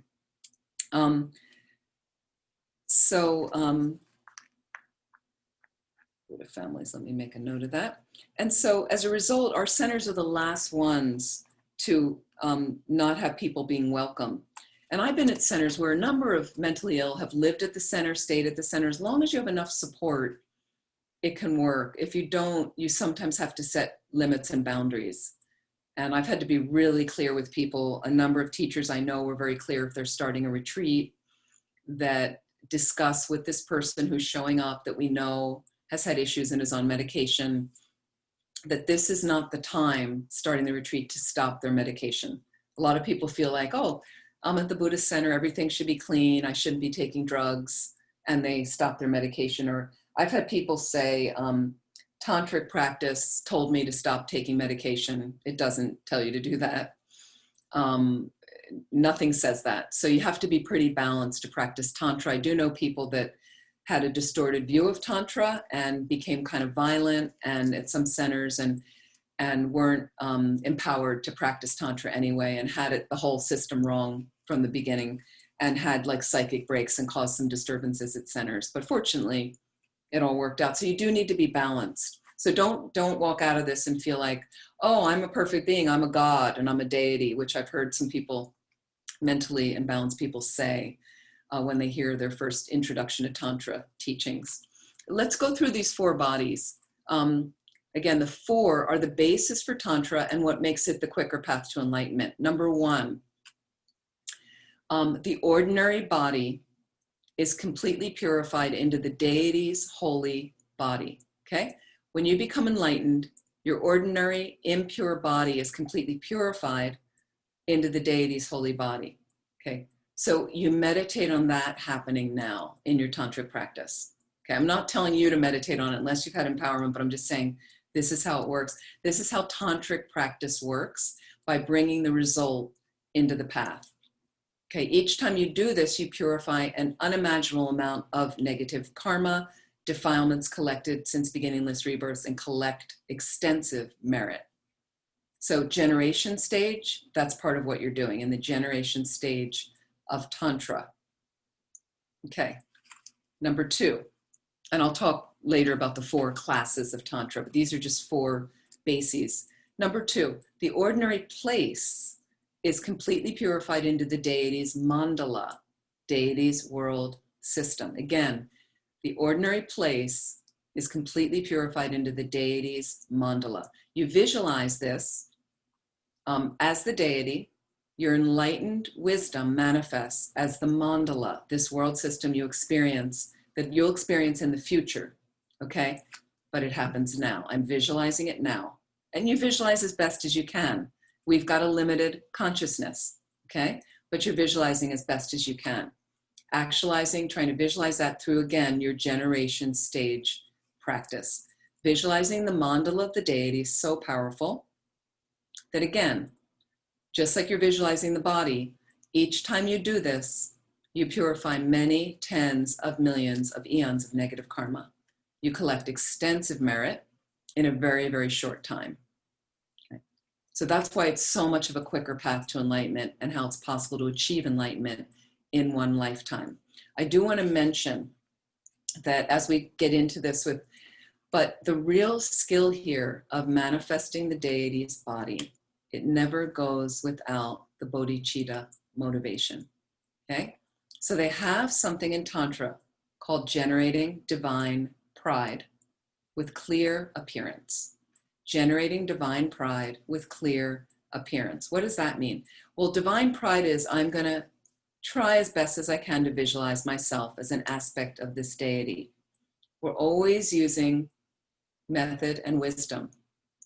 We're always using those 2 wings of the bird that fly to enlightenment, meaning I've got to have the right motivation, why I'm doing this, and I've got to have the right view.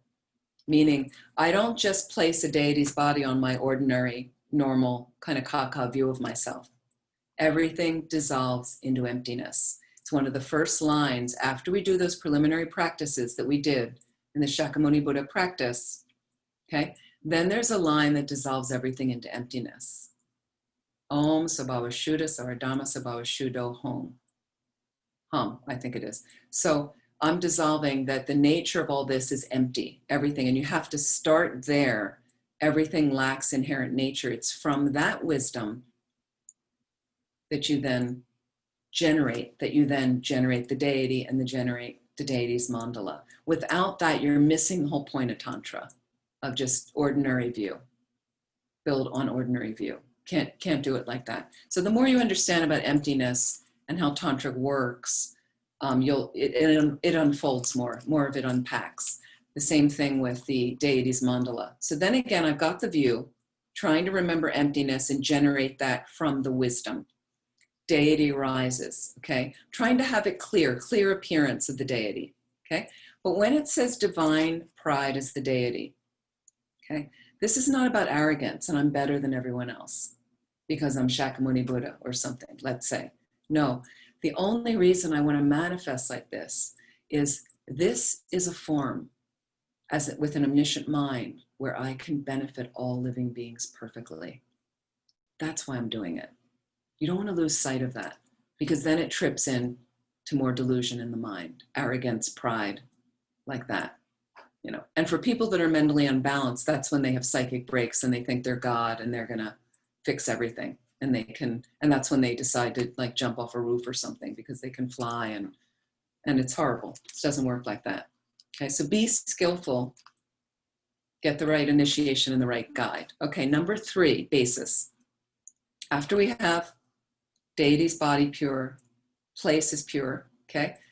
Number 3, your ordinary actions are purified into the deity's pure actions. Your ordinary actions are purified into the deity's pure actions.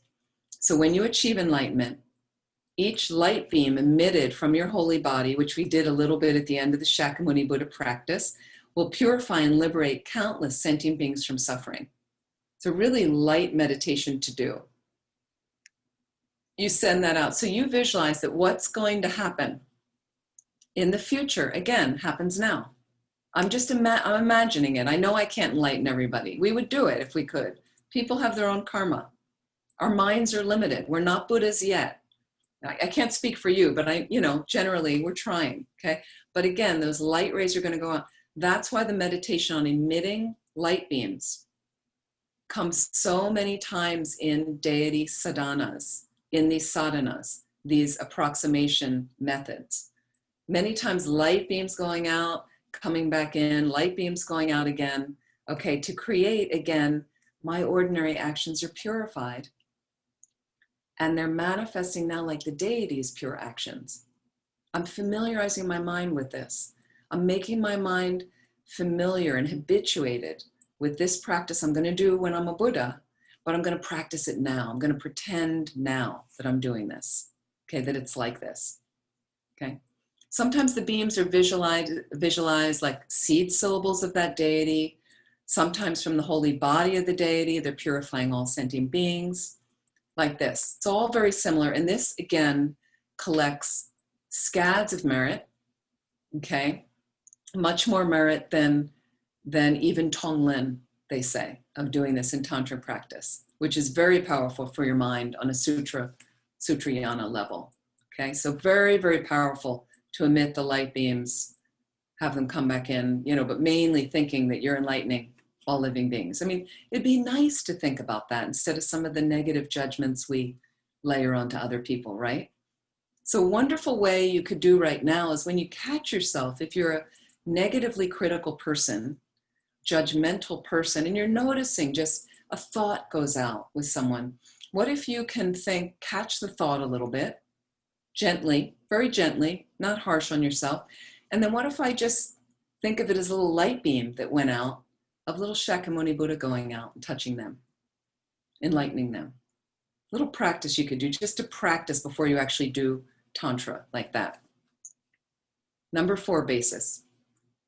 Impure enjoyments are completely purified into the deity's pure enjoyments. Impure enjoyments are completely purified into the deity's pure enjoyments. You visualize your impure enjoyments becoming limitless, and limitless skies of offerings that appear to the Buddhas and think this is happening now, okay? So when it says impure, so first when you're visualizing the day, you're purifying ordinary aggregates into emptiness, as I mentioned, okay? I'm generating then the deity's pure aggregates. On that label, on that basis, okay, so first I have emptiness, purifying my ordinary aggregates, my body and mind, into emptiness, generating the deity's pure aggregates. Arising as the deity, On that basis, I label I. If I'm generating myself as the deity. This isn't something you should do yet until you have tantric empowerment, okay? Okay, and the meaning of Vajra, Vajrayana, okay, which we refer to Tantra, the meaning of Vajra is inseparable. Vajrayana is the mind of inseparable method and wisdom, where the method is focusing on yourself in the aspect of the deity. You're focusing on yourself in the aspect of the guru deity's holy body. The wisdom is having the understanding that even though the deity's aspect appears to you as truly existent, it doesn't actually exist.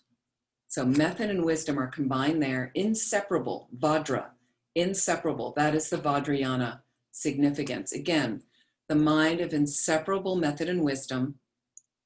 My method is focusing on myself in the aspect of the Guru deity's holy body, and my wisdom is the understanding that even though this deity's holy body, that this is the aspect that appears, and it appears to me as truly existent, doesn't actually exist. So you have the appearance of it being truly existent, but you understand it doesn't exist. Okay. So for us, what happens, ordinary mind, ordinary beings, we have a hallucination of true existence. Okay, until we achieve enlightenment, we have a hallucination. There's a reification and concretization around us of my computer, my cup, my house, my table, me, all the time. Okay. Except sometimes when we're maybe in meditation and you're doing certain practices. Okay, so here we're recognizing the dream, in a sense, as a dream, while you are dreaming. This is from Lama's Rinpoche. Okay, you're recognizing the dream as a dream while you're dreaming. You have the appearance, but you understand it's empty. You have the appearance of the deity, you understand it's empty. The aspect understanding there's no inherent existence. So Tibetan system, Tibetan says in the Tibetan, which means aspect has no nature. No nature refers to the nature according to the point of the view of ignorance, meaning inherent nature. It does not have that nature. It does not have inherent nature. Okay. So deity practice, what we're doing in Tantra, is done with these two, your mind unified with method and wisdom, focusing on the deity's holy body as the method. Understanding that is empty. Understanding that that deity's holy body is empty is the wisdom. Okay, that's how you practice Tantra. If you leave out the wisdom, it's not Tantric practice. If you leave out the method, it's not Tantric practice. For your mind to become Vajrayana, inseparable, you need the inseparability of these two, of method and wisdom. This is what brings you to enlightenment very, very quickly. And let me see if there's one other thing I wanted to add. Wow.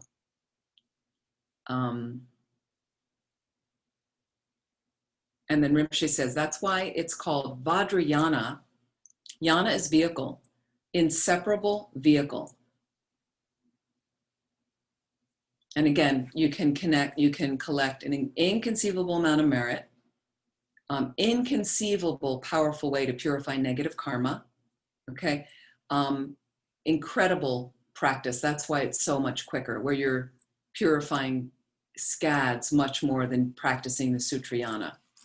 But don't worry, if you don't want to practice Tantra, you're still doing incredible benefit, learning the Lam Rim, practicing like that, and doing various practices that you can do along the lines. Let's see if there's one other thing. Okay, so I'm gonna stop. I'm gonna go on a little bit more tomorrow with that. I wanted to take some more questions and so again, when it says number 4, impure enjoyments are completely purified into the deity's pure enjoyments. I can't get into a lot of this because it is secret, but what I wanted to mention, when it says impure enjoyments, we sometimes equate tantric practice with sex. You see deities in union, it looks like sexual union. So we impute that whole heavy level of desire This is about transforming ordinary desire. So again, that fourth part about taking ordinary experiences, you're transforming those normal enjoyments into something very different. That's how much it works more quickly with Tantra as well. And you're transforming them through the subtle energy in the body, which is why you need deities in union. Through using, and I'm sorry for same-sex relationships, but using that male-female union like that, but not using it in the ordinary way that we do, but using it through the subtle energy system. Once you're trained, and you need a separate empowerment and separate teachings for completion stage practice that uses those subtle energies. So for instance, if you have been initiated into Tumo, Tumo is inner fire, or something called the 6 yogas of Naropa. One of the yogas is Tumo, okay? But you need to have instructions on how to do that. There's exercises associated with it. For instance, yogas associated with it. Yoga simply means union, bind, it's a bind, but you need to understand. It's, for instance, if you're doing a normal yoga practice, it's helpful to have a teacher because otherwise you can injure yourself, right? So it's the same thing with this. You want to have the proper tantric initiation first, and then to get instructions in how to practice those yogas, those exercises, to actualize and use those subtle energies. So initially, for some tantric practitioners that have a sexual partner, you can kind of practice a little bit, but unless you've really synthesized method and wisdom and really understand that in emptiness with the right view and the right method with bodhicitta, you're not really practicing Tantra like that. It still becomes creating negative karma for you like that, but we're working on it. We're working on it. Questions? I had one. Have I thoroughly lost you? No. You had mentioned something about emptiness. Emptiness is a very big part of practicing Tantra. So I would imagine there's all different levels of understanding emptiness, from an intellectual conception like this is not as I see it really, and intellectually breaking it down, but the actual visceral understanding of emptiness may be totally different, the experiential part of really realizing emptiness. So do you need to have that realization of emptiness to practice Tantra, or you may not ever get to that really, aha, I understand what emptiness is? Do you know what I mean? Or yeah, there's an intellectual understanding. Thank you. There's an intellectual understanding of emptiness that we need to move along in our Lam Rim understanding. So you want to be reading, start with the smaller books of emptiness till you really understand that. Go into the deeper Lam Rim books like Liberation in the Palm of Your Hand to make sure you understand that. You can read the Lam Rim Chenmo to get, or the middle length Lam Rim to start, taking it apart of, do I understand every aspect of that? And along the side, you want to meditate on emptiness effectively. So I would do that. I would start with the 4-part analysis. And if you really want to start getting into that first, pick up the book, How to Meditate. Kathleen McDonald, How to Meditate. I still reference that book often. People look at it and they go, oh, it's a beginner's meditation book. It's a great meditation book for any level. And there's an emptiness meditation in there. You could do that over and over and over. And it's very powerful for your mind to get that sense. So first you're going to be working there, okay? But having a direct perception of emptiness, having a direct perception of emptiness is something entirely different. And in order to do that, you need to continue moving along the way you are. So what is happening here? Sorry. Must be a big truck out front. So moving along, so what you're going to do is, in order to get on the path to, start to have the accumulation I need to see emptiness directly, I need to have renunciation. I need to have renunciation. So how's my life? So we're constantly making adjustments. As you get deeper into the Dharma, you're constantly adjusting some things in your life. So I would say you can still practice Tantra, provided you have the right Vajra Guru and have the right empowerment. And then you can enter in and start doing some sadhanas. If there's a particular one that the teacher said this one's connected to you, you can learn that sadhana, start to do it every day, read the commentaries. Absolutely, you can practice like that, and you start making those imprints.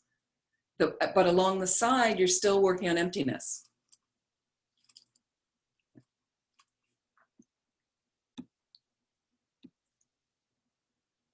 Cynthia, question? Yeah, so just to follow up on that, and I don't know if there's a real answer to this, but maybe you could just share your experience, because you mentioned like you went to a class and maybe you realized that you were not ready. So, so as we're taking all these classes, like I started my Nyondro, for example, and I feel like it'll take forever for me to even complete that. So like are there like practical things we could like be an indication that yes, we might be kind of ready to look at it more seriously, if that makes sense? To get into Tantra? Yeah. Okay, so anyway, brilliant that you're doing some preliminary practices. I really salute that. I know a few of you that are. And again, we just have to keep chipping away and moving along. Don't give up. Don't give up. A sign of the degenerate times right now is it gets harder to practice. It gets harder, but there's a few of you, if you want to fine tune, they said right now during degenerate times, it's like the eye of a needle. Like it's a very small space for people to slip through to really gain some realizations, but there's a space there, depending on how much you want it. You can do it. So Cynthia, what I'd say is, first of all, you've taken some teachings with Khensa Rinpoche, Geshe Lobsang Jampa, who's connected to the center near you in Virginia, right? You could ask him, you know, that, I mean, when you see him, or you can send him a message because you've been connected to him, or if there's another teacher like that, and just say, you know, you'd like to take a tantric empowerment. If he's giving one and you feel connection and you want to take that and feel ready, you know, first of all, what I would do is try to get bodhisattva vows first. Because again, and if you're keeping them well, that's going to set you up for getting ready to take Tantra. Because all of that creates merit in your mind, which is what you need. And so what I would say is really check in your heart, ask, you can put a little note on your altar about, I really want to make this happen. How can it happen? In COVID right now, it's going to be difficult. So we may have to wait till we can get back in person, you know, because I think there's maybe some tantric empowerments happening online right now, but you know, and I think if you do show up and you're listening while it's happening live, technically you can get the empowerment, but I think it's better in person. So keep asking for that. That would be a great request to make, that I really want to do this to deepen my path and have that unfold. Is that helpful? Yes, thank you. But don't give up what you're doing. And even though you feel like, oh my God, this is forever. I mean, that's how I feel with my mandala offerings. I'm kind of like, I do things very slowly. So I'm really like, wow. And I've seen monks in Bodh Gaya doing the practice like really quickly, like and I just can't I'd rather do the quality. So I don't really care if I finish it. I'm just going to keep chipping along. And before you know it, like a year or two, if you do 100 prostrations a day, if you do 100 full length prostrations every day, it might take you 20, 30 minutes maximum. Don't some of you exercise for that length of time? 20, 30 minutes a day. After 3 years, that's 100,000 prostrations. So think about 3 years ago. I could have started, you said I could have been done. So believe me, you know, time goes and you really look back a year and you can really get some things done. Absolutely, it's possible. We're all in this together. So I'm rooting for you, Cynthia. You're rooting for me. There's other people out there that are here right now doing your Nundro, and I'm really rooting for you because it is slow and it takes time. That's part of the practice. Every Nundro I've done, I've had moments, especially in the beginning, and I almost gave up and went like, I can't do this. You know, but then what are you going to do? What's the alternative? Ordinary existence all the time, mucking along like everybody else? It's okay. You know, people are good-hearted. They mean well and stuff, but you can have it all. You can get enlightened. You can make deep imprints right now because you've met the Dharma. So we can think like that slowly. And again, spiritual practice, 2 steps forward, 1 step back.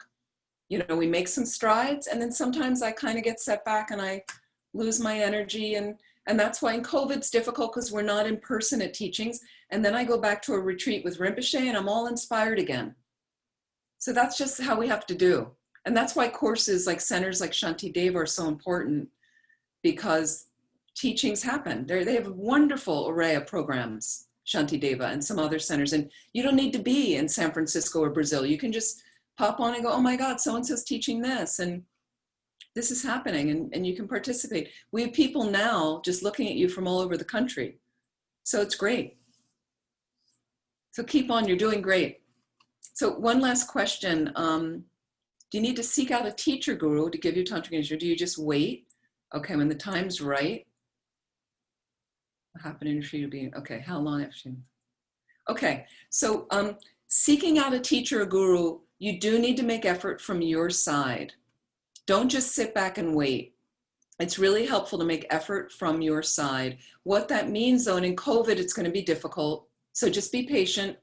It will happen. But what it might mean is, let's say you've connected to this center. Well, the spiritual director of Shantideva Center is Lama Zopa Rinpoche.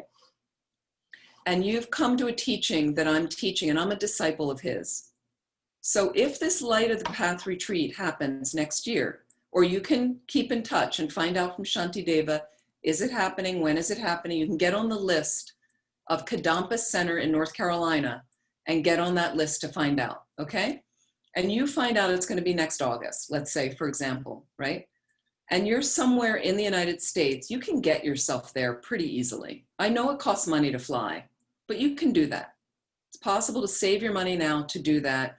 I know it costs money to stay there. You can still put that money aside now and say, because that's important to me. I want to meet a qualified teacher. You can go for a weekend. You don't have to go for a month. Go for a weekend. Just sit in front of somebody highly realized. I have faith he's highly realized. You might sit there and be like, this is not the person for me. Okay, but you checked. You can go online right now. They all have videos. Lama Zopa Rinpoche is teaching from Kopan. They all have videos, all these teachers. So find out from different centers, who are the teachers, and go and look at some of their videos. Who resonates with you? Yes, we have teachers at different levels. You have your alphabet teacher, then you have the teacher that taught you calculus. So you might have different teachers for different things that you need, and check. And then what you might do is get yourself in front of a highly realized being that could give you a tantric empowerment, because I cannot do that, not qualified to do that. So then you could check out that teacher, see what's happening, but spend a little bit of time. Don't jump just because everybody's into this. Everybody's doing this. Make sure it's somebody that resonates with you. You might be able to ask for a private appointment with that teacher if you have something significant to ask them. Again, in those 3 categories I mentioned. So you do need to push a little bit from your side. I've traveled, honestly, across the world to get to see some teacher. That's how valuable it was for me. And that created a very close relationship for me with those teachers that I did. And then I also served at centers, working at centers, giving up the comforts of my life to not have any money and to live in a little cabin in the woods with an outhouse. And I decided to do that. But as a result of that, the byproduct was I got to invite these teachers privately. I got to, when I hosted them, I picked them up at the airport. I drove them. I took them to doctor's visits. I took them out for lunch and dinner, and I got to eat with them. And then as a result, I started serving some of them directly and ended up traveling with them. So again, there is some sacrifice from your side. If you really want to have that kind of relationship, it's possible. So you do need to seek a little bit rather than just sitting back and it'll happen. Pray for it. Call from your heart. Practice well to set up the conditions. There isn't a specific amount of time from after taking bodhisattva vows to take tantric vows. It really depends on your own practice. Each of us is very unique and different. So it really varies from person to person, like that. The Light of the Path, is it live streamed? I don't know if they're going to be live streaming it, but I think there have been many videos of recordings of that, as well as the transcripts of everything Rinpoche's taught that you can get a hold of from the FPMT website, I believe. and they're the North Carolina Center. Our North Carolina Center in Raleigh is called Kadampa Center. It's not part of the new Kadampa tradition, that's different. Kadampa Center is not part of that. This is an FPMT center.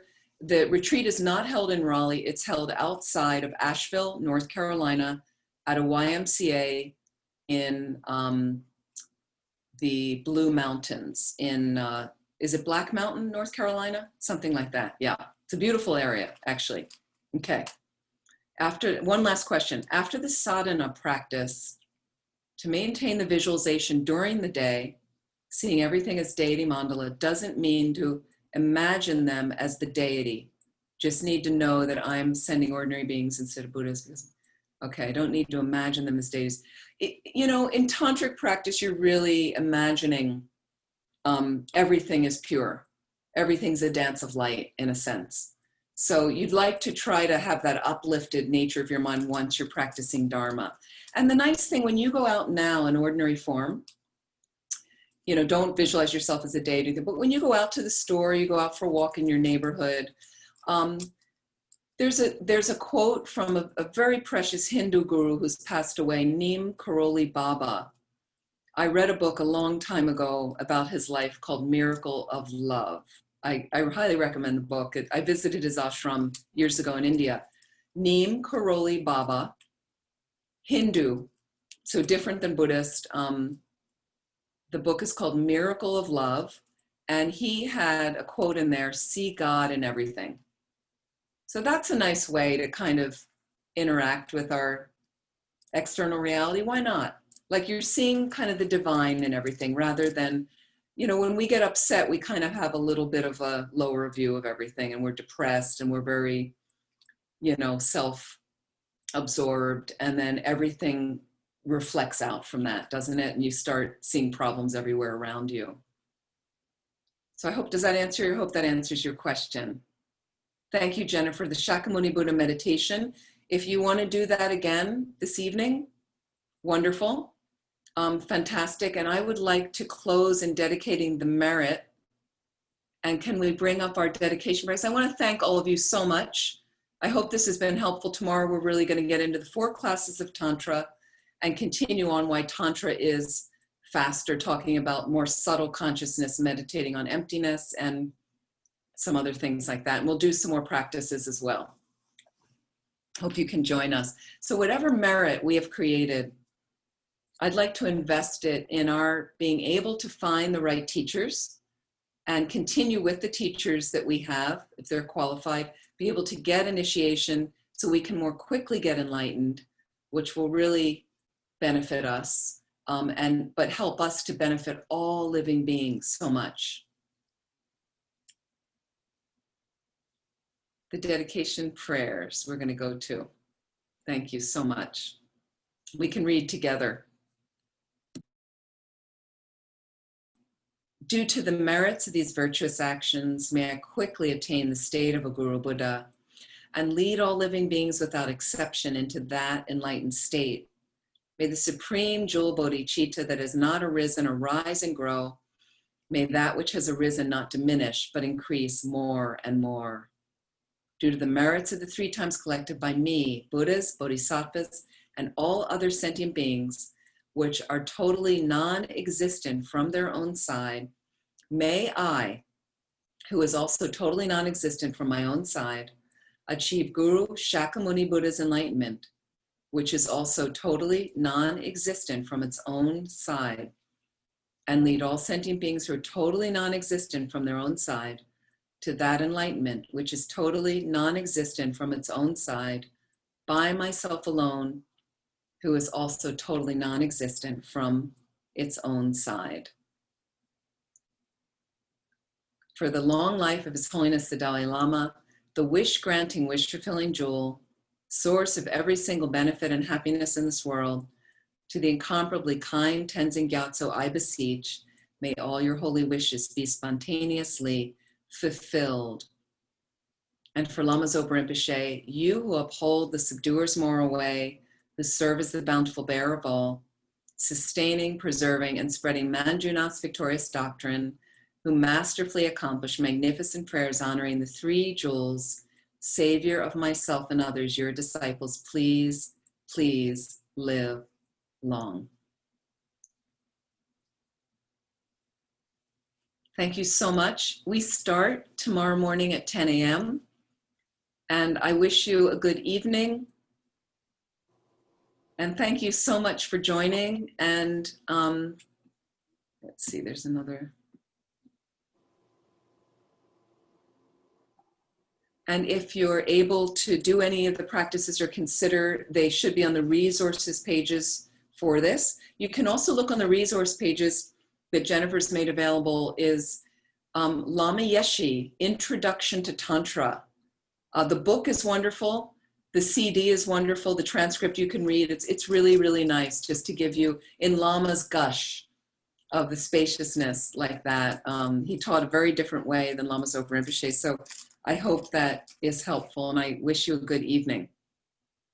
Thank you. Thank you, Venerable Amy. Thank you very much. Thank you. Thank you. Thank you, friend. Thank you. Thank you so much. Thank you. Thank you, Amy. Wonderful, Amy. Thank you. I will ask my question tomorrow. Okay, save your question. That's great. Thank you. Bye. Take care. Thank you. Bye, Chris.